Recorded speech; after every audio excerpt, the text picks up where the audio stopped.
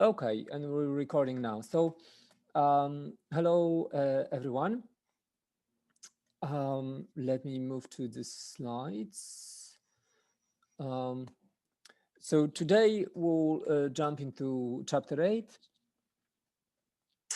Um, there will be recursion and induction and all sort of interesting things that occur in computer programming and computer science. 2 hours of broke.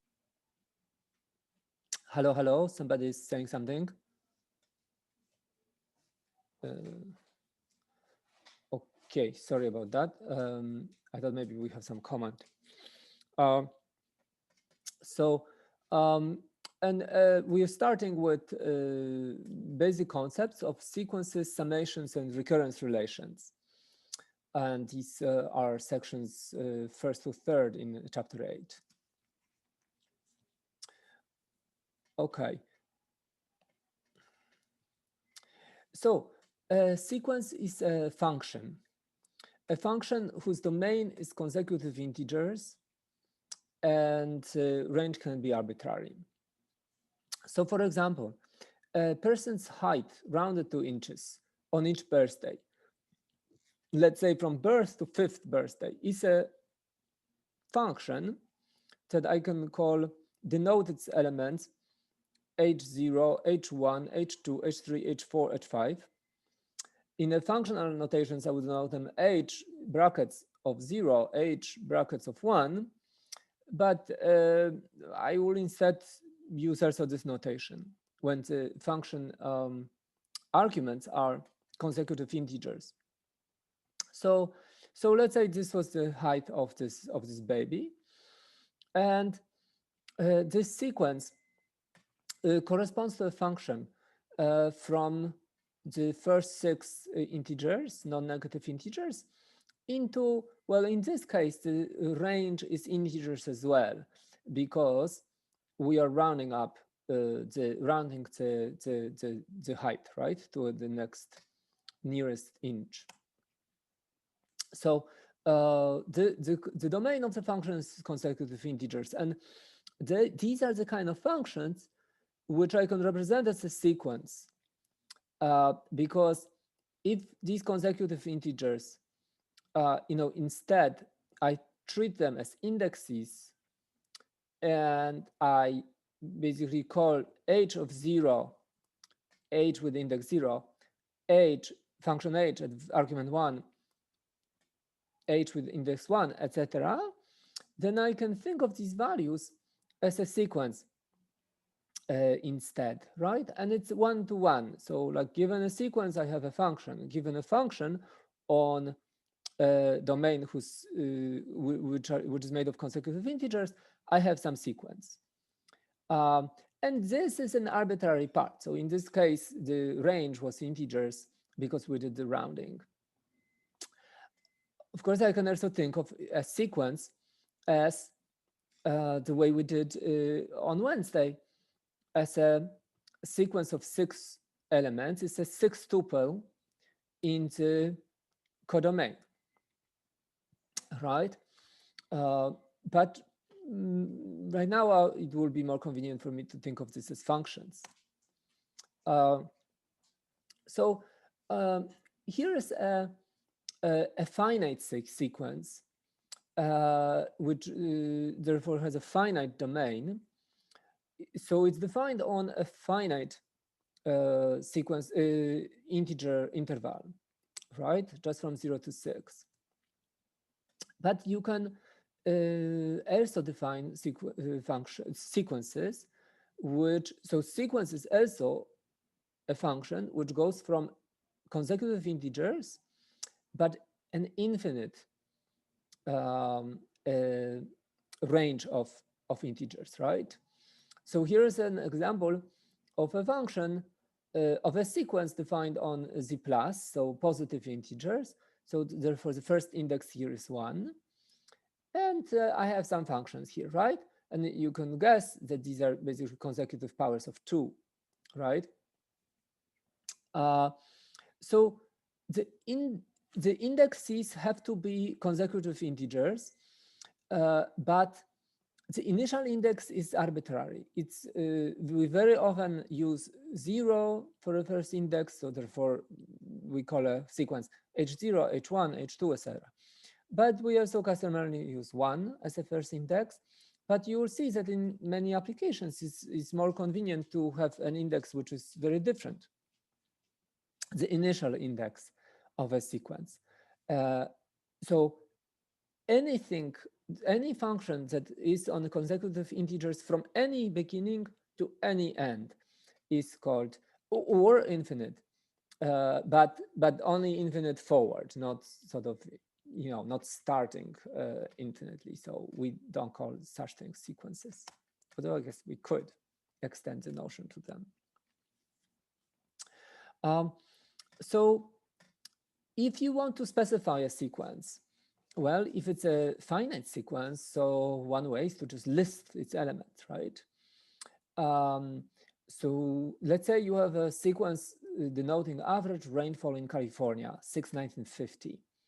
Well, there will be 71 elements in that sequence, right, until now.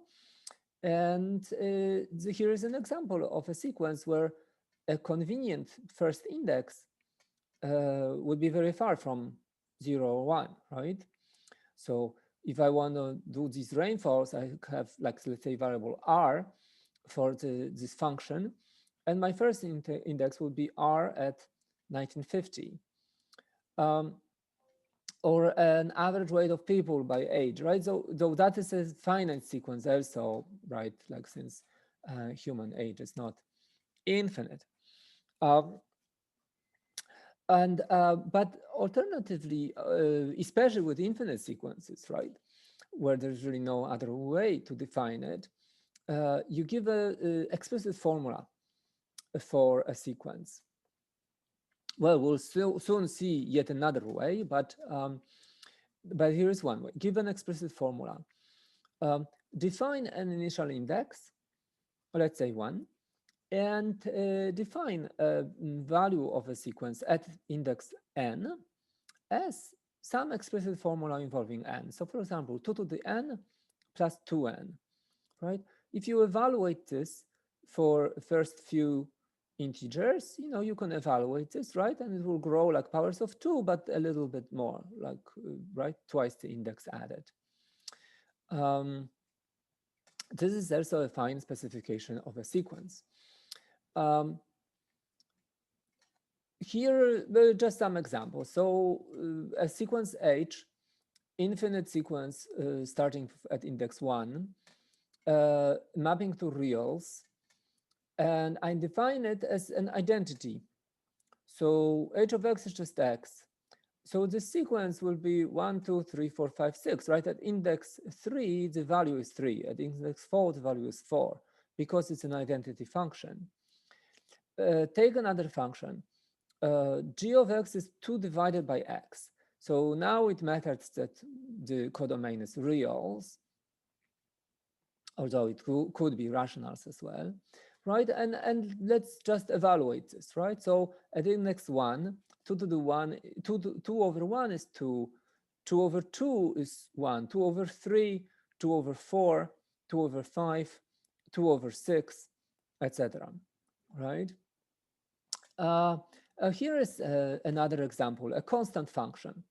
So the value of the function is constant, no matter what index. Well, it defines a sequence. This is a boring sequence. All its elements are the same, but it's a sequence. Sequences, the codomains could be anything. So these are all sequences starting at index 1, but this sequence has its values are real numbers. This sequence's values are integers.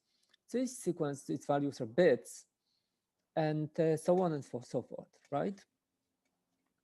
You can have a sequence whose values are sets or sequences or whatever other object.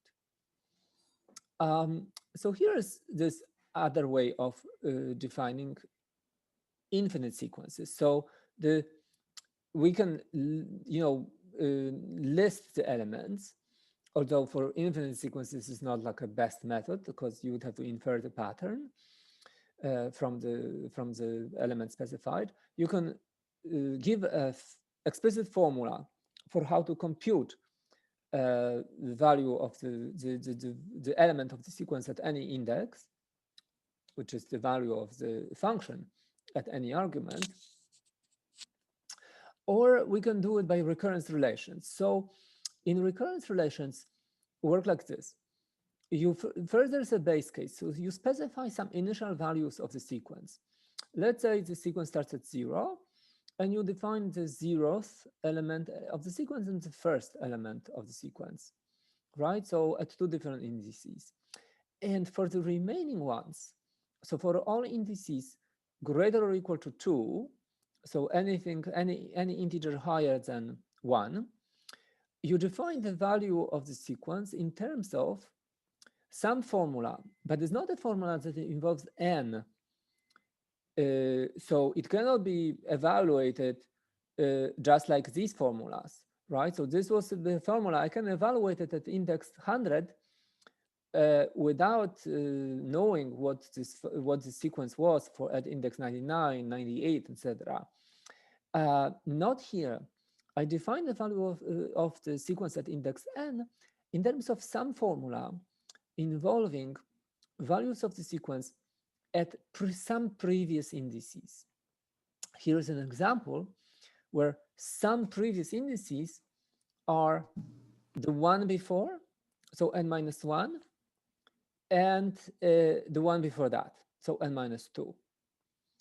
These two, base and recursive rule, suffice to define the sequence for all n. Okay, so let's see. Excuse me. This was my base case and my recursive rule. So let's use the recursive rule to evaluate the function at index 2. Okay, so plug in this formula. F of 2 is equal to f of 2 minus 1, so f of 1, plus f of 2 minus 2, so f of 0. And I'm in luck because these two are specified as base cases.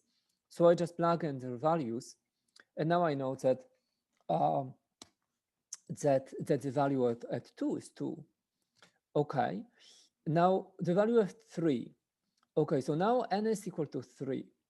So it will be the value, this formula defines value at 3 as the value of the function at 2 plus the value of the function at 1, 3 minus 2. So I check what these elements were, and f2 was 2, f1 was 1, so it's 3. Okay, so far very predictably, but weird stuff happens just around the corner. So f4 is the sum of f3 plus f and minus 2, f2. So f3 was 3, f2 was 2, so I rewrite this, right, like that. You will see this sequence grows much faster than you would think at the beginning it does.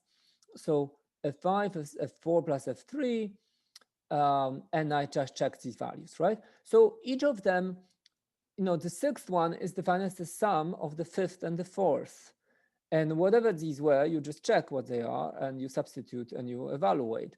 The seventh is the sixth plus the fifth. And so you check these values, you evaluate, okay? So you know how to evaluate this formula for any n as long as the previous ones are defined, right? And why that's why also this wouldn't have worked unless we defined 2 elements as the base element, right? Because if we define only 1 and we try to use this formula to evaluate what's f1, for example, let's say that we only base case only has f0. Well, then f1 would be f0 plus f minus 1, which is not defined, right? So if you have a recursive formula which is defined in where a sequence element is defined in terms of the previous 2, then the only way, right, it's like dominoes.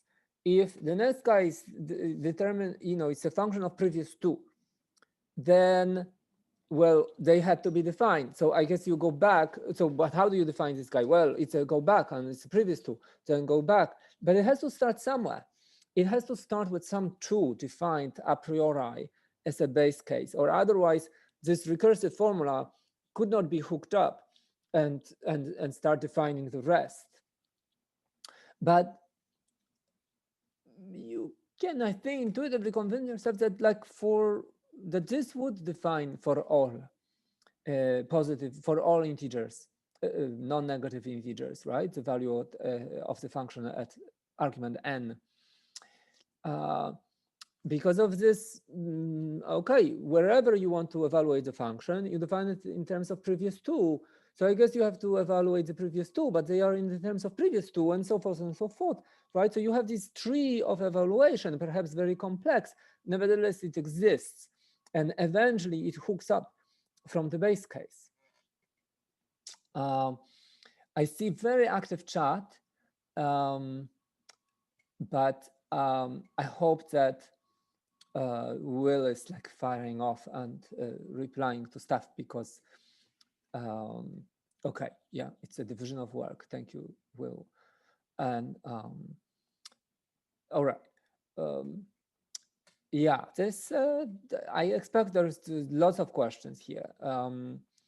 So hopefully some of them will be answered in a few next slides too. Okay. All right, so we can keep on evaluating, giving this recurrence relation, etc. Okay, take another example. So there is a recurrence relation defined like this. At the base case, it's a sequence. The initial index is 0, and I defined G0 of 0. Now, these names, G, F, these are completely arbitrary, right? Like these are names of functions. So you can use any letter, you can use any names really, right? It's just like a name of a function. It's up to you.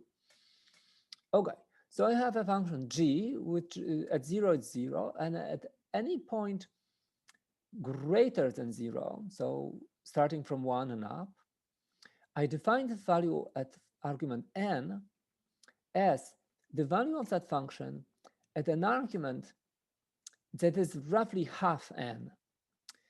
N div 2, probably most of you haven't read that section of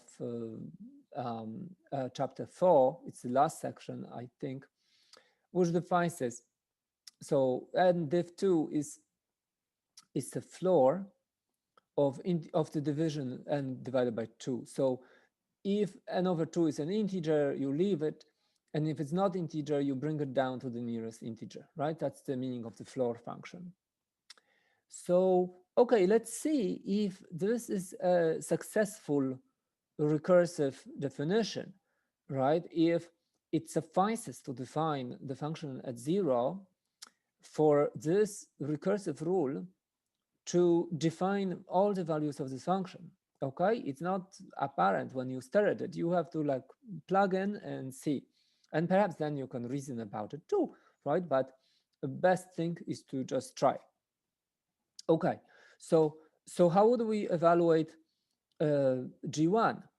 Okay, 1 div 2 is a floor of a half, which is 0.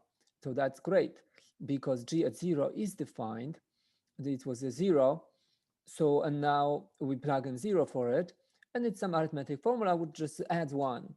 Okay, good. So we do, and G1 is 1. What about G2? So let's plug 2 in here, right? So what is 2 div 2? It's 2 divided by 2, so it's 1. Floor doesn't change because it's an integer. So it's G1. And an arithmetic formula, so you add 1. Okay. What about G3?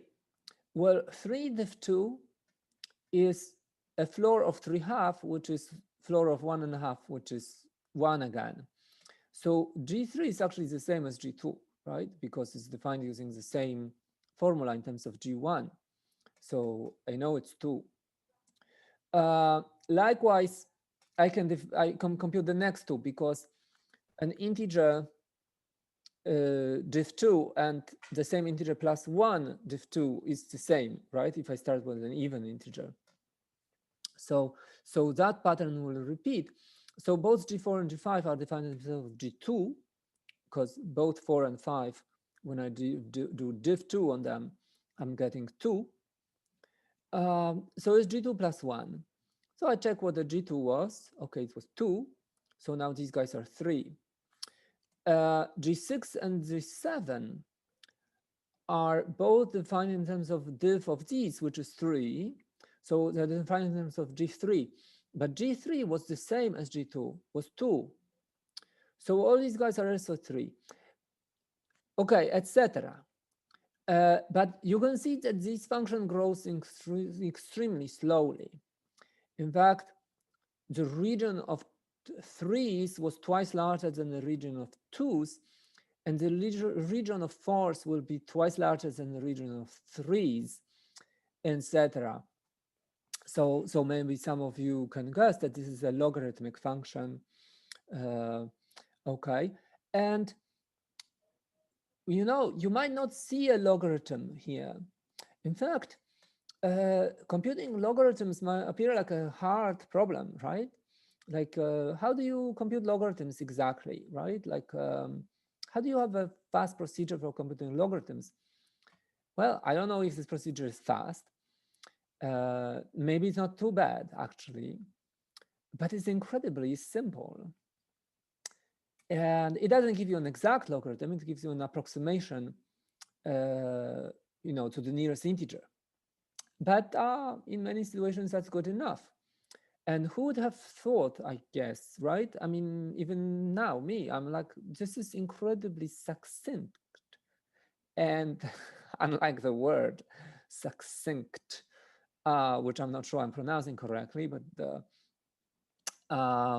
let's put that aside. So look, you basically, it's a strange thing that came out. Right, you wouldn't sort of see it at first staring at this formula, that's what it would give you, that this would in the end compute logarithms. And that's like the kind of the beauty of this recursion. I mean, just like, look, the Fibonacci sequence, this incredible simplicity of this. The next guy is the sum of the previous two. Brilliant simplicity, right? And very funny behavior of what that does. Much more complex behavior than you would think here. Likewise here, I mean, the behavior is predictable, but like, what you're computing is something more than if you just stare at this formula. Here's a wasn't it just log? Wasn't that just g of n equals sort of log n? Yeah, it's log n plus 1 because the log of 0. Yeah. So maybe it's not log n exactly. Right. So it's plus minus something. Okay, but that doesn't really matter. Basically, it's the floor or maybe the ceiling of the logarithm. Yes. Right. So I cannot tell you like what it is exactly. You probably can tell me better. But sure yeah.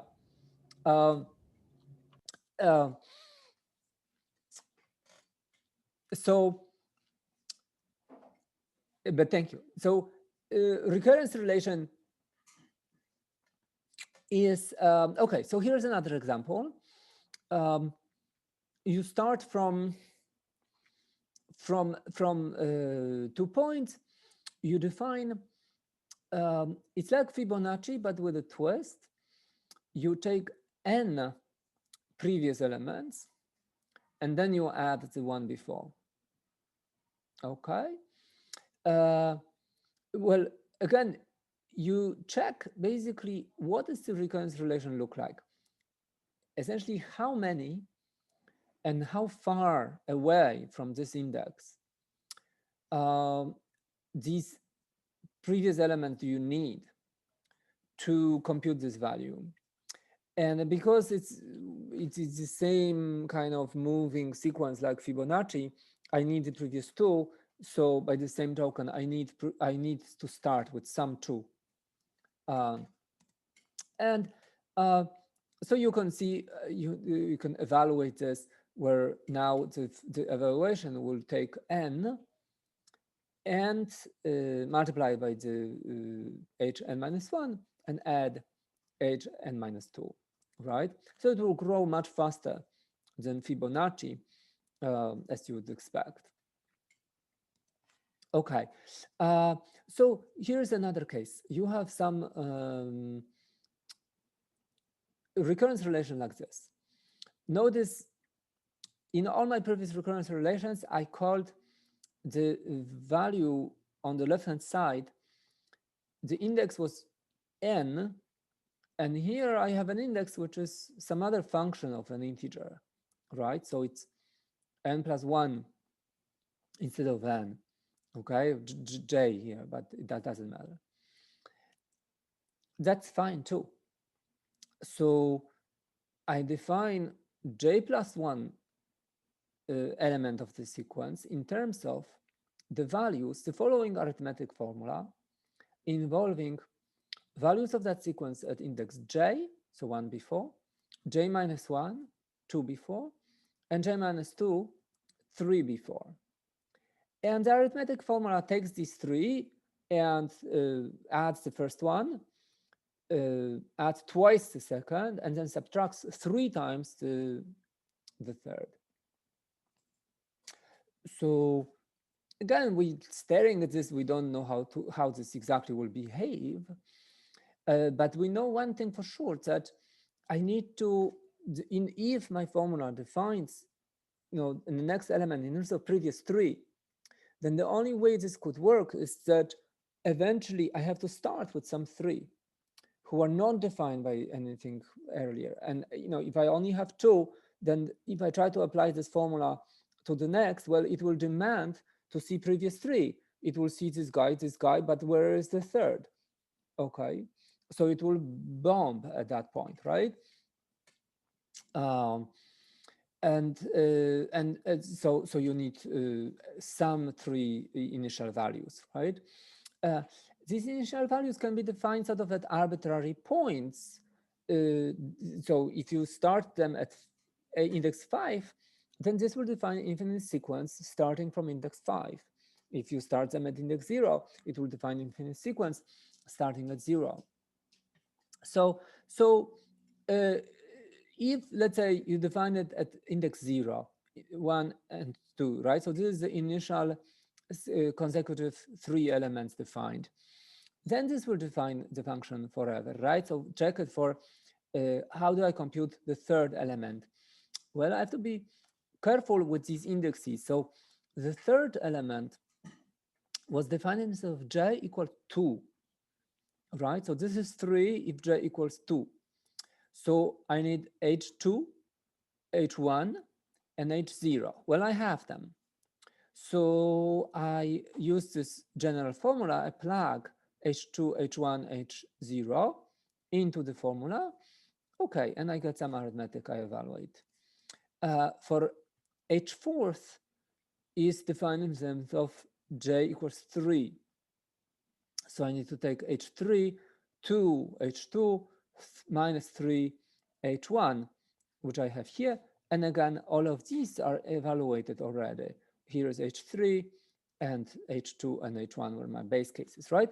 So this will succeed now at any point further up. And it acts funny, right? Like is it gonna grow? Is it going to stabilize? We don't know yet. So this recurrence relations are all over the place in biology, like growth of some biological system. It's the function of the system in the next state is a function of the state of the system in the next, you discretize time in the next step is a function of the current step, but perhaps of the state in the current step, but perhaps also a function of some previous ones. Why would it be previous? Because the age of elements matters in a biological system, right? So perhaps some elements are age only function if for 10 steps, and then they kind of decay. So you need to count them as so that would be that value will now depend on what these values were in the previous 10 sequences. That's in fact how Fibonacci started. So we'll see that in a second. Finance, any dynamic system, which is a value of the state of the system is determined by its previous state and some laws in between them, right? That's a model that we posit, but that's our way of understanding anything, right? Like we posit the model and we test whether the model is correct, because our intuition is that that's how these systems work.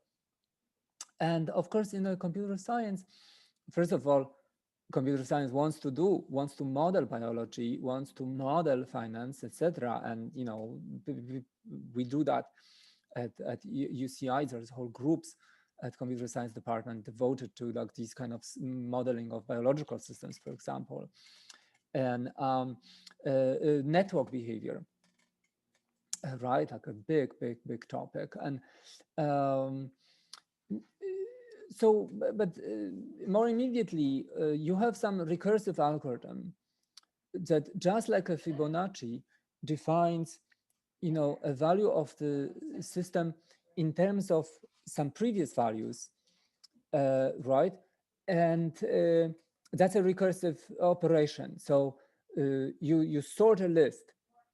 You don't know how to do it, but you have a recursive algorithm for how to do it. You divide the list into two, and you apply the recursive algorithm to sorting the first, and the same algorithm to sorting the second, and then you'd combine in some simpler way. It's called merge sort.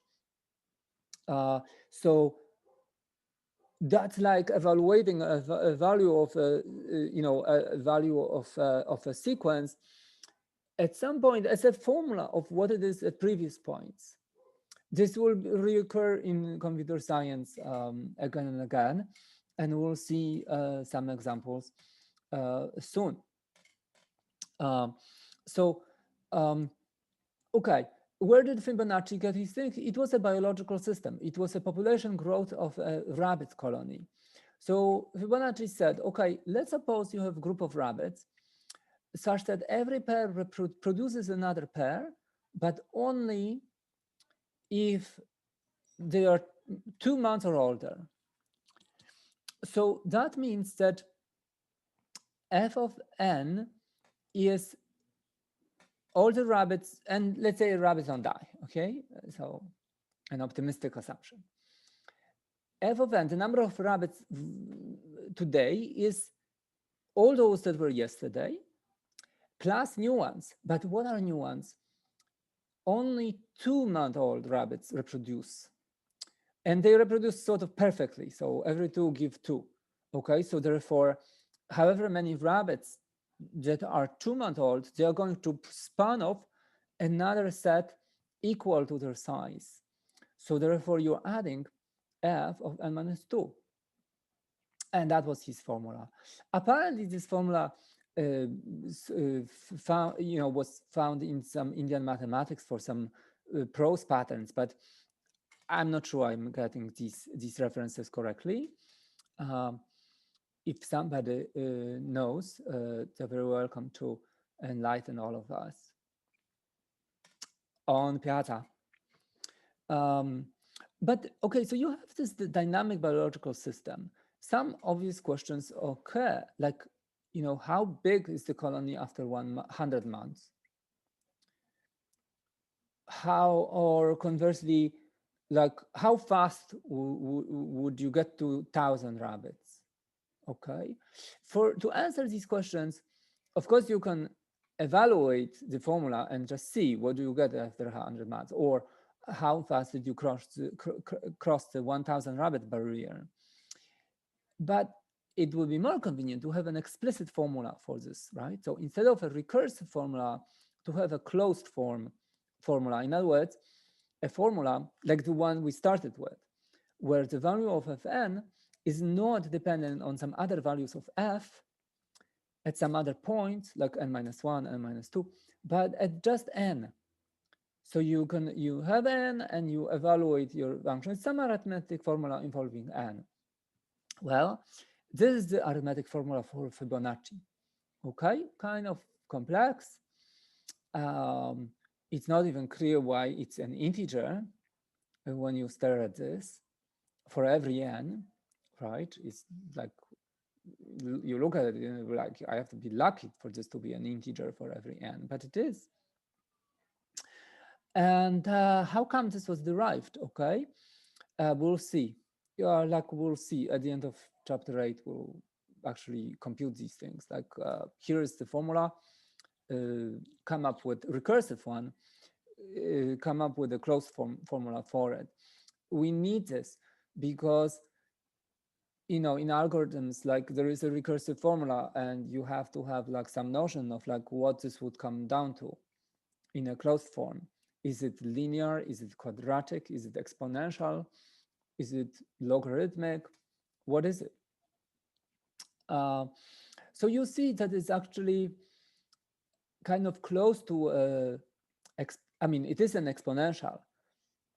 This is a bigger term, right? So 1 plus square root of 5 is like close to like 3 point something. Divided by 2, it's less than 2 though. So it's like 1.7 or something. So this is like 1.7 to a power n with modified constant in front. This is 1 minus, so it's actually a negative. So it's minus 1.7 or so divided by 2. So it's minus something smaller than 1. So this is either positive or negative, because you take a negative number to a power, you get sometimes, it's an alternating series. Sometimes it goes positive, sometimes negative. So so this is a power sequence corrected by a much smaller amount, because it's a less than 1 to a power. So the less than 1 to a power is like plus minus, it's less than plus minus 1, right? That's basically what it is. It's plus minus 1. I mean, okay, no. Okay. Anyway, but you can, okay, but basically it's not going to influence this behavior very much, unless we query exactly the precision, but we don't usually in this field. So, so the rabbits are going to grow almost exponentially, almost like 2 to the power, right? But with a slightly smaller base. So not as fast. You would maybe see this, staring at this formula, at these numbers, that this seems like almost doubling, but it's not. It's doubling by a smaller amount, and it's not exactly doubling either, because of this. It's not exactly just multiplying by some constant. Okay, but close to it. Okay, let's see. So this naturally gives us a notion of geometric sequence. So a simpler formula than this one, and it comes out of recurrence relations that look like as follows. You define a base case, and the next is some fixed ratio times the previous. Okay, so these things define geometric formulas, right? You start with A, the next guy is R times A, the next guy is R square, R cube, R fourth. So A is just a shift. It's really R that influences this most dramatically, right? It grows like powers of R. And this is the simple general formula right, which we can derive, which we can just look at, like staring at it, we can convince ourselves has to be true. But we can actually, the formal method to prove it is induction, and we'll see that in a second. So maybe this is obvious looking at this formula, but it will be non-obvious soon enough. And this is a general tool for arguing something to be true, where something is, where these objects, a sequence in this case, is defined during recursion. So somehow, you know, at every point it's just defined about some previous points. How do we prove something universal about these? In this case, explicit formula that involves no references to values of G anywhere. It's a closed formula that you can evaluate for any n. Okay, so geometric sequence examples. Let's say you start, R is 2, so you double every time, right? But you start with 5, so you double. Let's say the ratio is 0.1. So then now the sequence will be strictly decreasing. You will be multiplying by 1/10 every time. What if ratio is a negative? You have an alternating sequence, right? Because you multiply by -1, which means from negative you jump to positive, and from positive back to negative, you alternate. Fitting it backward, you can, right? You can say, okay, maybe this is a geometric sequence. So how would you do that? Well, divide G1 by G0 is 3. Divide G2 by G1 is also 3. Okay, good. G3 over G2, also 3. Nice. So this is a geometric sequence, right? Started with 4 and the ratio was 3. So I'm going to go briefly out. There are some, you can derive conditions for when the geometric sequence in general will be increasing. So if you start with a positive and the ratio is high, or decreasing, or also constant, okay, or none of them, okay. But okay, you can look at this later or in the book. You should arithmetic sequence. I start from some place. H0 is some constant, initial value, and instead of multiplying the previous element by a ratio, I add a common difference to the ratio. So nth guy is defined as n minus first plus some constant. So how does this work? Okay, so you add always this constant every time you make a step. So at first step, you add d to the previous one, which was a. The next one is you add d to the previous one. So that is like 2d plus a now. The next step is going to add d to the previous. So it will be 3d plus a. So you get the drift. In general, the general formula is like this, right? It's n times this constant, this difference constant, plus whatever constant you started from.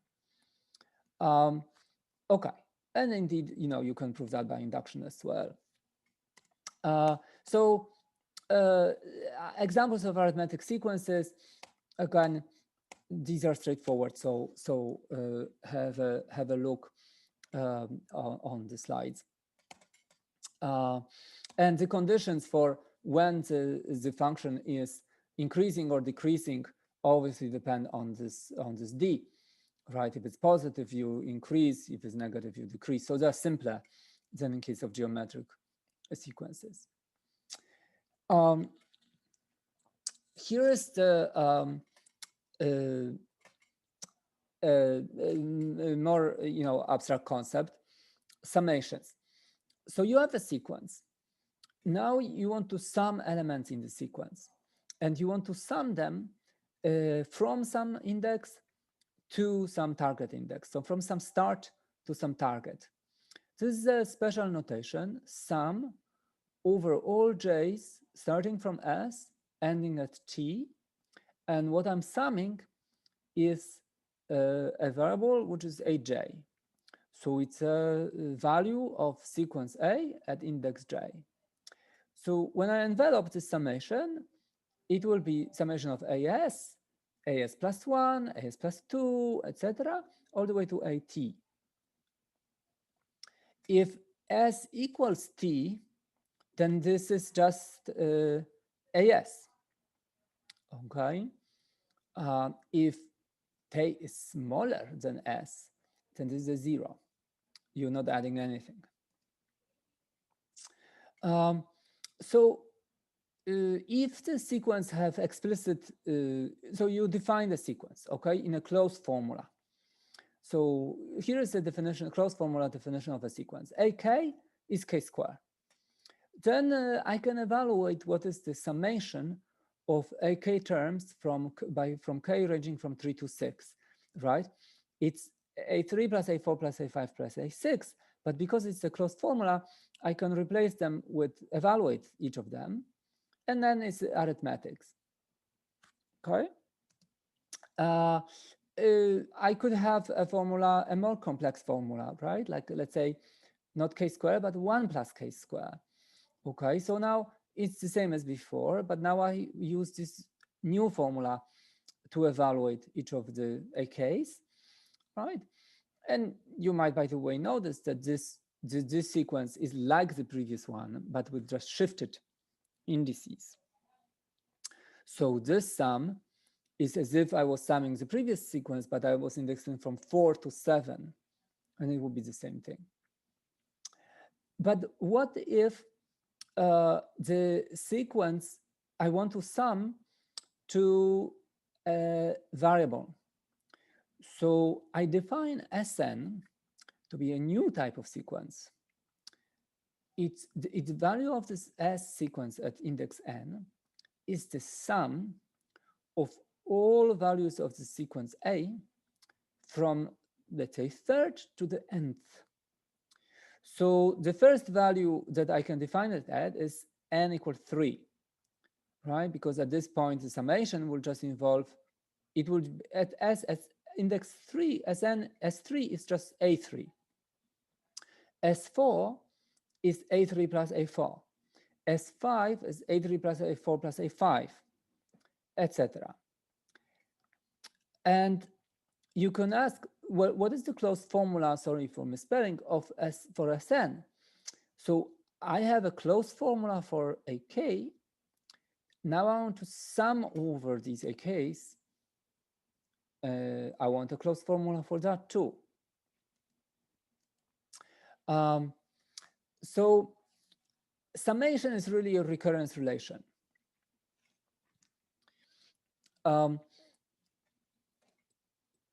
Let's say I have a sequence and I define a summation as summation at n is the values of the sequence from 1 to n summed up. Is the following summation. I can also define Sn as a recurrence relation, base case. S1 is defined as A1. Recursive rule, Sn is defined as n minus 1 plus An. Why? Because this thing stands for the sum.